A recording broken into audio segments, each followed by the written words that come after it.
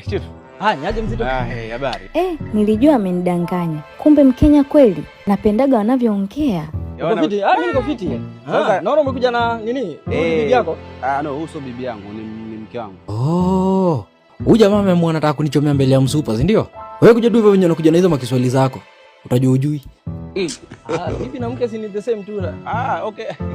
Mambo ni mengi. Na unajaniambia jina yake anaitwa? Huyu mbona kama macho yake yako chonjo sana kwenye mkate wangu. Utauponza bro. Holo. Hi Holo. How are you? Mimi naitwa Mr. Mbilimbili. Natoka Kenya. Niko na kazi na niko na gari pia. Unaiona? Inakaaje?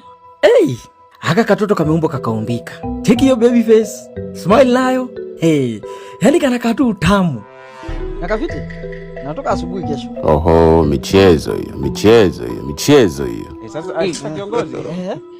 Iko hivi, yani kama tulikuwa tumeongea. Naomba tu Mungu atuelewe. Maana nilivyokuwa na hamu ya kuiona hiyo Kenya, I can't wait. Niambia Kenya kuna mitikasi, mimi nataka. Huko si mitikasi tu. Baka nyasi taratibu utapata. Lakini ukikuja na huyu. Bro, usinifosie kesi za uhaini tafadhali. Huyu kiongozi huyu atakuja baada ya mimi kuwa nishakuja. Tuongelee kuhusu namna mimi napata kazi kule. Ili mimi nikishaipata hiyo kazi ndo nitakuja na mama. Vijana wajinga kama wewe ndio unatakanga sasa. Wacha nikuonyeshe nguvu ya doo. Sina wasiwasi. Bora tu uko na huyu. Awe kazi utapata. Ngoja nijishaue hapa ni mbambe. Maana yuko na gari, atakuwa ananitoa out huyu. Sasa umesikiza? Yani hii kenge ikiendelea na ionyesha michezo namba 45 kiuniuni hapa sio muda. Hebu mama.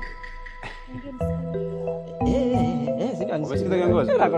Sasa Sijaona msupa ameiva hivi. Haka nikiweza kashika, naweza kakunja kaeneza injili Tanzania mzima. Weka mipaka ya nini? Yani mimi huyu Gasia ameanza upuuzi huyu. Wacha nimtishie kukosa kazi ndio BF. Mimi nakuheshimu. Lakini unajua sasa mimi nataka nikusaidie. Wewe ndio umeniita hapa. Ni kweli. Mimi nataka nikusaidie. Mbona kama yanaelekea kunichosha ya mambo. Wewe usije ukaribu na kuomba. Umeshaona?